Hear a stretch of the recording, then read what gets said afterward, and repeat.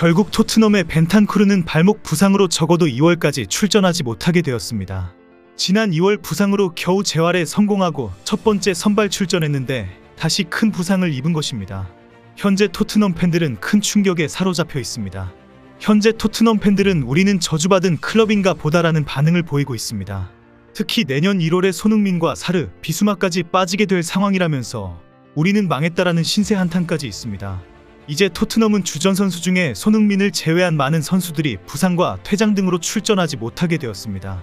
오는 일요일 맨시티전에서 뛸 선수가 없다는 지적과 함께 또 다시 부상자가 나올 것이다라고 걱정하고 있습니다. 벤치 선수들이 무리하게 수비하고 뛰어다니다 보면 다칠 수밖에 없다는 전망입니다. 부상자가 속출하는 상황에 토트넘 팬들은 큰 충격을 받고 있고 캐시에 대한 분노를 쏟아내고 있습니다. 특히 벤탄쿠르의 부상 소식에 가장 마음이 아픈 선수는 손흥민이다라며 슬픔에 빠진 손흥민을 염려하고 있습니다. 경기 후 인터뷰에서도 벤탄쿠르를 걱정하는 고통을 절절히 표현했기 때문입니다. 벤탄쿠르가 경기장에서 쓰러졌을 때에 달려온 상황에 장면이 화제가 되고 있습니다.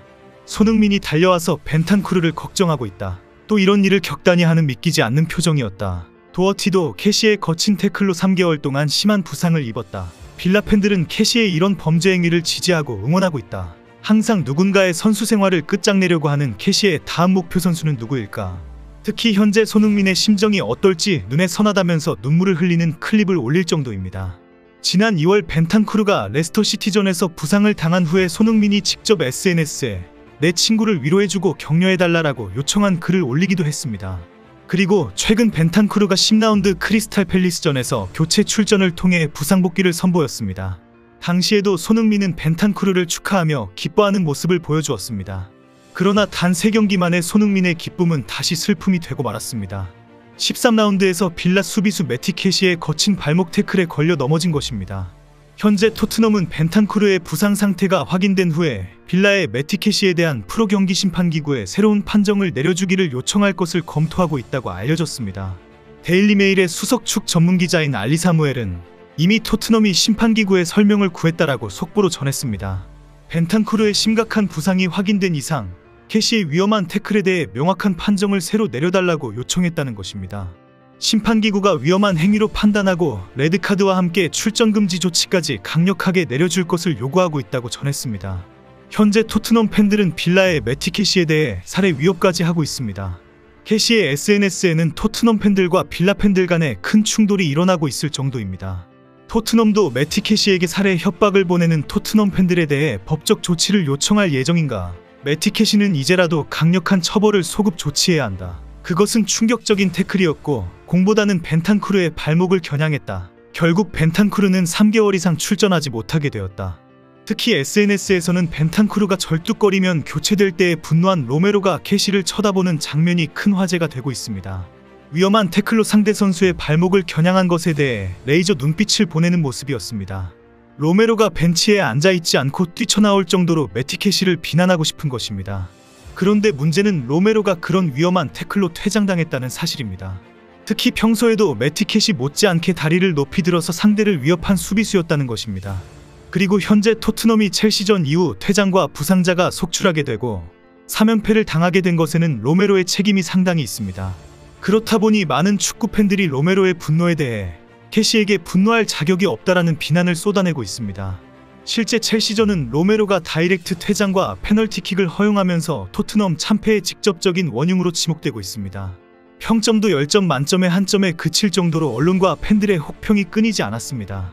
전반 35분에 로메로의 살인 태클이 있기 전까지는 토트넘은 1대0으로 앞서 나가고 있는 상황이었습니다.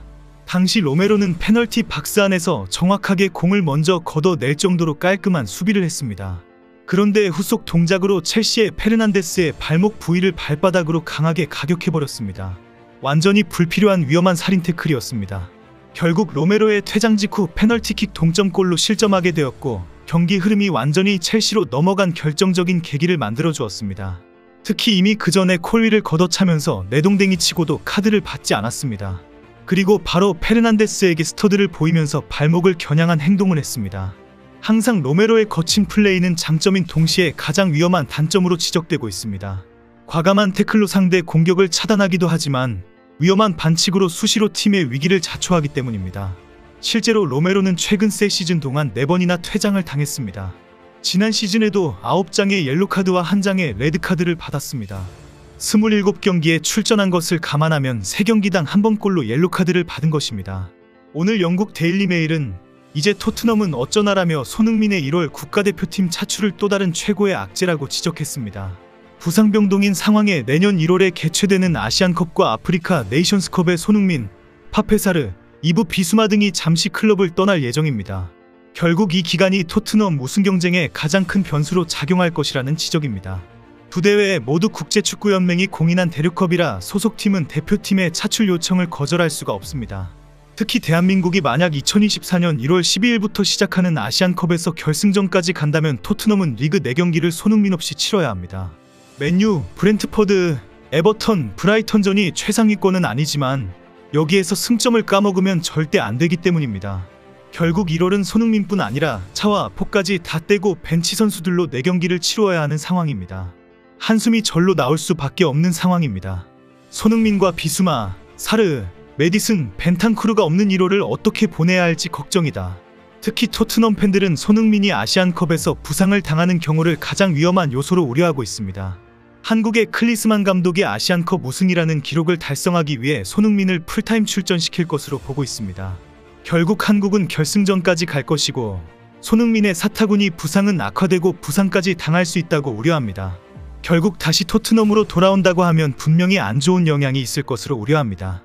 이런 와중에 오늘 영국 풋볼 런던은 토트넘의 부진 이유를 찾았다라며 손흥민의 적은 볼터치를 분석했습니다. 지난 에스턴 빌라전 기록에서 스트라이커인 손흥민에게 공이 전달되지 않았기 때문이다라고 지적했습니다. 손흥민은 90분 풀타임을 뛰며 공을 터치한 횟수는 고작 32회에 불과했다는 것입니다. 벤탄쿠르가 32분을 뛰며 볼터치 34회, 미드필더 브리안 힐이 70분 동안 64회를 기록한 것과 비교하면 너무 적다는 것이 밝혀진 것입니다. 실제 토트넘은 빌라보다 더 우세한 공격력을 펼쳤습니다. 슈팅을 18번이나 때렸고 이 중 8개가 유효 슈팅이었고 골대를 2번이나 때렸습니다. 빌라의 골키퍼는 토트넘의 결정적 슈팅을 6번이나 선방해야 할 정도였습니다. 점유율도 62대 38로 앞섰고 패스 횟수도 571개로 빌라의 331개보다 훨씬 높았습니다. 그럼에도 토트넘의 공격의 문제는 득점을 할 수 있는 최전방 공격수인 손흥민에게 정확한 패스가 공급되지 않았다는 것입니다. 손흥민의 오프사이드 3번은 모두 손흥민에게 전달되는 패스의 속도가 늦었기 때문이라고 지적했습니다.